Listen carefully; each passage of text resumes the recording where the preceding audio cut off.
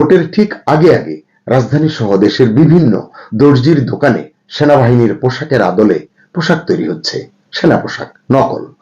তাহলে আপনার মাথায় প্রথম প্রশ্নটা কি আসবে? আবার ঠিক সেই সময়ে যদি শোনা যায় ঢাকা ক্যান্টনমেন্টে রেড অ্যালার্ট চলছে, তাহলে প্রশ্নটা আরো কি ভয়ঙ্কর হয় না? প্রশ্নটা কি এরকম হয় না যে এই যে নকল সেনা পোশাক, এটা কারা পরবে, কেন পরবে, আর ভোটের দিনই বা কি হতে যাচ্ছে? সুপ্রিয় দর্শক শ্রোতা, সবকিছু ঠিকঠাক চললে ভোটের আর মাত্র দিন তিনেক বাকি আছে।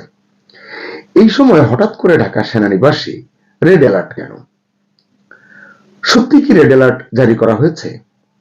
যদি হয়ে থাকে, কেন এই সিদ্ধান্ত নেওয়া হলো? সোশ্যাল মিডিয়ায় এটা নিয়ে চর্চা আছে। আইএসপিআর বা সেনাবাহিনীর তরফ থেকে এ বিষয়ে কিছুই পরিষ্কার করা হয়নি বলেই আমি জানি। তাই প্রশ্ন যে আসলে কি হচ্ছে ক্যান্টনমেন্টে? একটি সেনা সূত্র বলছে নির্বাচন ঘিরে সেনাবাহিনীর ভেতরে অস্বস্তি রয়েছে। বিশেষ করে মুক্তিযুদ্ধ বনাম জামাত ইস্যুতে মতভেদ এখন আর চাপা থাকছে না। আপনারাও জানেন আসলে এটা অনেক দিন ধরেই, এই যে বিষয়টি বললাম মুক্তিযুদ্ধ বনাম জামাত বা মানে পাকিস্তান ঘেঁষা সেনা কর্মকর্তা বা ওই মনোভাবের এইরকম দুটো বিষয় নিয়ে পরস্পর বিরোধী পরিস্থিতিটি আসলে ঘনীভূত হচ্ছে অনেকদিন ধরে। এই পরিস্থিতিতে সেনা প্রধান জেনারেল ওয়াকার সতর্ক অবস্থায় রয়েছেন বলে জানা গেছে। খুব স্বাভাবিক, নির্বাচন ঘিরে বাহিনীর ভাবমূর্তি প্রশ্নবিদ্ধ হলে এটির দায়ভার তো তাকেই নিতে হবে নাকি? এই কারণে হয়তো তিনি সতর্ক রয়েছেন, এতে দোষের হয়তো কিছুই নেই। এরই মধ্যে সোশ্যাল মিডিয়ায় ছড়িয়ে পড়েছে একটি ভিডিও। তাতে স্পষ্ট হয়ে উঠেছে, ভিডিও ক্লিপ, এতে স্পষ্ট হয়েছে নির্বাচনের আগে সেনাবাহিনীর পোশাকের মতো ইউনিফর্ম বানানো হচ্ছে দর্জির দোকানে, এবং সেই পোশাক পরে কিছু তরুণ এখানে সেখানে মহড়াও দিচ্ছে। এরকম একটি ভিডিও ক্লিপ রয়েছে আমার সংগ্রহে। আমি সঙ্গত কারণেই এটি প্রকাশ করলাম না, তবে প্রয়োজন হলে এটি আমি ডেসক্রিপশন বক্সে বা কমেন্ট সেকশনে দিয়ে দেব। বেশ কয়েকদিন হলো আমি এই সংক্রান্ত যে ভিডিও ক্লিপটি দেখেছি এটি নিয়ে ভাবছিলাম, অপেক্ষা করছিলাম সরকার বা সেনাবাহিনীর তরফে এই নিয়ে কিছু বলা হবে, এটি প্রত্যাশা করছিলাম।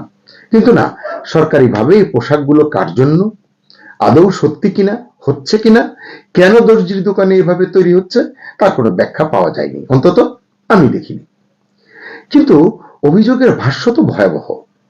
এই পোশাক পরে কোনো গোষ্ঠী নাকি ভোটের দিন ভয় দেখাতে পারে। আচ্ছা, কাকে ভয় দেখাবে? নিশ্চয় ভোটারদের। কোন ভোটারদের? যেই ভোটারের ভোট আমি পাবো না তাকেই তো ভয় দেখাবো, তাই নয় কি? দর্শক, আপনারা কিন্তু বিষয়টি বুঝতে পারছেন। এছাড়া কেন্দ্র দখল বা ইলেকশন ইঞ্জিনিয়ারিং এও নাকি নামতে পারে ওই গোষ্ঠীটি। এটা যদি সত্যি হয় তাহলে প্রশ্নটা শুধু নির্বাচন নয়, রাষ্ট্রীয় নিরাপত্তা নিয়েও কিন্তু ওঠা স্বাভাবিক। সেক্ষেত্রে সরকার কি পদক্ষেপ নিচ্ছে, দেশের নাগরিক হিসেবে এটি আমাদের জানবার অধিকার রয়েছে। আর ইলেকশন ইঞ্জিনিয়ারিং নিয়ে চারিদিকে তো কথা হচ্ছে অনেক দিন ধরে, গত বেশ কিছুদিন ধরে হচ্ছে। আপনার কি মনে হয় এই যে ইলেকশন ইঞ্জিনিয়ারিং এর কথা হচ্ছে, একে অন্যের দিকে আঙ্গুল তুলছে, গণমাধ্যমে আসছে যে অমুক দল ইলেকশন ইঞ্জিনিয়ারিং করছে বা করতে পারে ইত্যাদি ইত্যাদি, কারচুপির কথা তো আছেই, এই অভিযোগ পুরনো। তাহলে এটা কারা করতে পারে? তখনই প্রশ্ন আসে যে কারা এই বিশেষ কৌশলে এগিয়ে আছে। এটি একটি গুরুত্বপূর্ণ ইঙ্গিত। মজার বিষয় হচ্ছে নির্বাচনে অংশ নেওয়া, আমি যদি প্রধান তিনটি ধরি, যে বিএনপি, জামাত, এনসিপি কেও যদি ধরি, তরুণ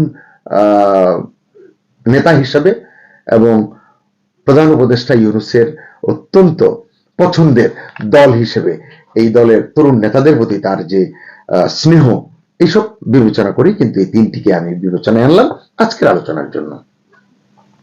এখন এই তিনটি সক্রিয় শক্তিই বলছে ইলেকশন ইঞ্জিনিয়ারিং হচ্ছে বা হবে। যেমন এনসিপি নেতা নাহিদ বলছেন এই ইঞ্জিনিয়ারিং এর পেছনে আছে সরকারি প্রশাসনিক নেটওয়ার্ক। বিএনপির একাধিক নেতাও এই বিষয়ে কথা বলছেন, তোপ দাগাচ্ছেন। জামাতই আলোচনায় পিছিয়ে নেই, অর্থাৎ একে অন্যের ঘাড়ে বন্দুক তাক করে সমালোচনাটি করছেন।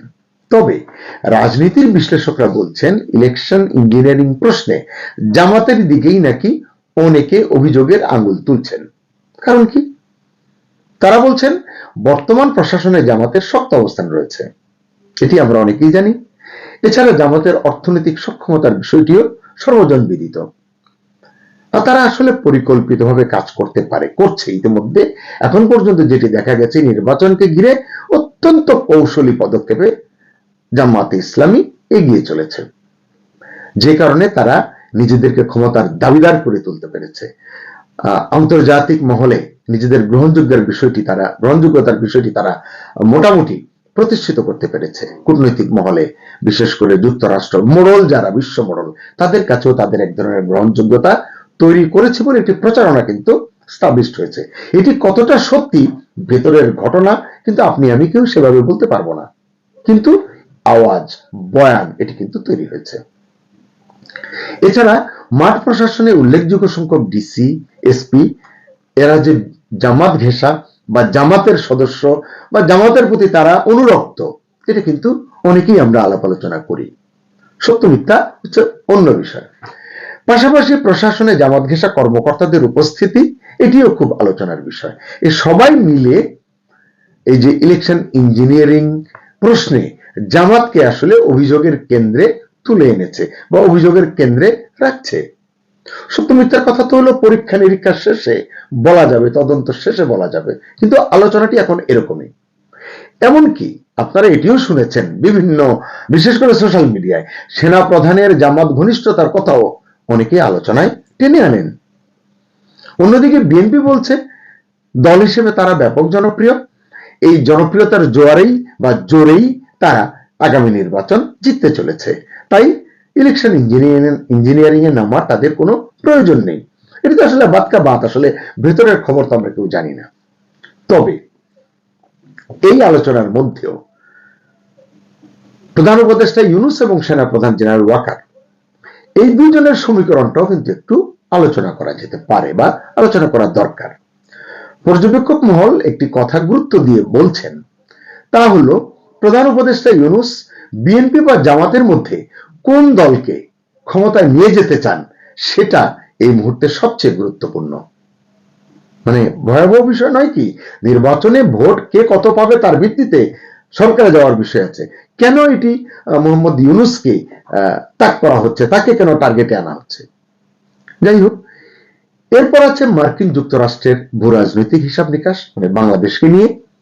ইন্দো প্যাসিফিক অঞ্চলে মার্কিন যুক্তরাষ্ট্রের আধিপত্য রক্ষার যে সমীকরণ, সেটি আছে এখানে। এবং সর্বোপরি ভারতের সঙ্গে যুক্তরাষ্ট্রের সম্পর্কের যে নানান হিসাব রয়েছে, সেটি কেমন, সেটি কি দাবি করে, এসবের ভিত্তিতে আসলে বাংলাদেশের নির্বাচনটি প্রভাবিত হতে পারে, এটি রাজনৈতিক বিশেষজ্ঞরা অহরহ বলছেন। টেলিভিশন টকশোতেও এই বিষয়গুলো নিয়ে আলোচনা হচ্ছে। এখন প্রশ্ন হচ্ছে যে এই যে যুক্তরাষ্ট্র বলুন, ভারত বলুন বা অন্য কোন চীন বলুন, রাশিয়া বলুন, তারা আসলে কি চাইছে, কোন শক্তিকে বাংলাদেশে তারা ক্ষমতায় আনতে চাইছে? আসলে তাদেরকে কিছু করবার আছে? কেন থাকবে? ভোট হবে বাংলাদেশে, দেশের জনগণ ভোটাধিকার প্রয়োগ করবে, তাদের প্রতিনিধি নির্বাচন করবে, কেন আমরা অন্যকে নিয়ে আলোচনা করছি? দুঃখজনক হলেও সত্য, এটি আসলে বাংলাদেশের এক ধরনের ট্রেডিশন। এটি যতই দুর্বলতা ভাবা হোক না কেন, অতীতেও হয়ে এসেছে এরকমটি। প্রশ্ন হচ্ছে যে কার ইশারায় ইউনূস সরকার বা প্রধান উপদেষ্টা ইউনূস এই নির্বাচনটি আসলে করছেন এবং কার এজেন্ডা তিনি বাস্তবায়ন করতে চলেছেন? একটি সূত্র জানিয়েছে, সেনানিবাসের অভ্যন্তরীণ যে অস্থিরতার কথা বললাম, যে রেড অ্যালার্টের কথা, এর মধ্যেও সেনা প্রধান জেনারেল ওয়াকার সহকর্মীদের নিয়ে, উচ্চপদস্থ কর্মকর্তাদের নিয়ে ঘন ঘন বৈঠক করছেন। এটি তিনি করতেই পারেন এবং এসব বৈঠকে তিনি একটি বার্তাই দিচ্ছেন, 12 তারিখের ভোট হবে অবাধ এবং সুষ্ঠু, এটি তিনি বলছেন। ভোটে কারচুপি রুখতে সেনাবাহিনীর সদস্যরা তৎপর থাকবেন, এটিও তিনি প্রতিশ্রুতি দিচ্ছেন। তবে এটি নিয়ে আসলে মন্তব্য করবার সময় এখনো আসেনি, কারণ বাস্তবতা সম্পর্কে আগাম মন্তব্য করা সমীচীন নয়। যেটি 4 দিন পরে, 3 দিন পরে ঘটবে, সেটি নিয়ে ভবিষ্যৎবাণী করা একটু জটিল। আপনারাও জানেন যে প্রধান উপদেষ্টা দীর্ঘদিন ধরে বলছেন নির্বাচনে সেনাবাহিনীকে বড় ভূমিকা পালন করতে হবে। প্রকাশ্যে সেনাপ্রধানও সেই লাইনেই হয়তো হাঁটছেন, কিন্তু ভেতরে ভেতরে এই দুজনের সম্পর্ক যে পুরো মসৃণ নয়, মানে সরকারের সঙ্গে সেনাবাহিনীর বা প্রধান উপদেষ্টার সঙ্গে সেনাপ্রধানের, তাও প্রায় ওপেন সিক্রেট। জাতীয় নিরাপত্তা উপদেষ্টা খলিলুর রহমানের সঙ্গে জেনারেল ওয়াকারের টানা পড়েন, নতুন সিজিএস নিয়োগে মতবিরোধ, সাম্প্রতিক ঘটনা, সেনাবাহিনীদের রদবদলে বাধা, সব মিলিয়ে জেনারেল ওয়াকার স্পষ্ট করে দিয়েছেন নিজের নিয়ন্ত্রণ তিনি ছাড়তে চান না বা ছাড়বেন না। অনেকের মতে তিনি ক্ষমতা চান না, গত 18 মাসে এটি তিনি প্রমাণ দিয়েছেন। তিনি চান মেয়াদ পর্যন্ত দায়িত্ব পালন করতে এবং মেয়াদ শেষে সসম্মানে সেফ এক্সিট চান। এজন্য তিনি এমন সরকার চান, নতুন এমন সরকারকে তিনি চান যারা তাকে বিপদে ফেলবে না। তার অবসর জীবন বা দায়িত্বের বাকি সময়টুকুতে কোনো বিঘ্ন ঘটুক, এটা জেনারেল ওয়াকার চান না। এজন্যই নীরবে অথচ সুকৌশলে তিনি আওয়ামী লীগকে নির্বাচনী দৌড় এবং ক্ষমতার রেস থেকে দূরে রাখতে চান। একটি সূত্র বলেছে যে এই কলকাঠির নাড়ার পেছনে জেনারেল ওয়াকার গুরুত্বপূর্ণ ভূমিকা পালন করেছেন এবং এখন পর্যন্ত সেভাবেই সবকিছু এগোচ্ছে বলে মনে করেন ওয়াকিবহাল মহল। এই এত সব আলোচনার মাঝেই বাংলাদেশ নৌবাহিনীর একটি ঘোষণা হতচকিত করেছে অনেককে। কি বলেছে তারা? নির্বাচনের সময় 7টি যুদ্ধ জাহাজ স্ট্যান্ড বাই থাকবে। মানে অনেকেই অবাক হয়েছেন, প্রশ্ন করছেন জাতীয় নির্বাচনে যুদ্ধ জাহাজ কেন স্ট্যান্ড বাই রাখতে হবে? তারা প্রশ্ন করছেন একই সঙ্গে এমন কিছু কি আছে যে বহির্দেশীয় কোনো হুমকি রয়েছে? যদি থাকে সেটা কি মিয়ানমার সীমান্ত দিয়ে কোনো হুমকি, নাকি বঙ্গোপসাগর হয়ে আসতে পারে এমন কোনো আশঙ্কা, এমন কোনো হুমকি? তারা এটাও বলছেন যে ভারতকে নিয়ে কোনো খারাপ কিছুর আশঙ্কা কি করছে সরকার বা নৌবাহিনী, সশস্ত্র বাহিনী? সত্যিই যদি এই বিষয়ে কিছু থাকে, দেশের মানুষকে সেটা জানানো হচ্ছে না কেন, এটিও একটি বড় প্রশ্ন।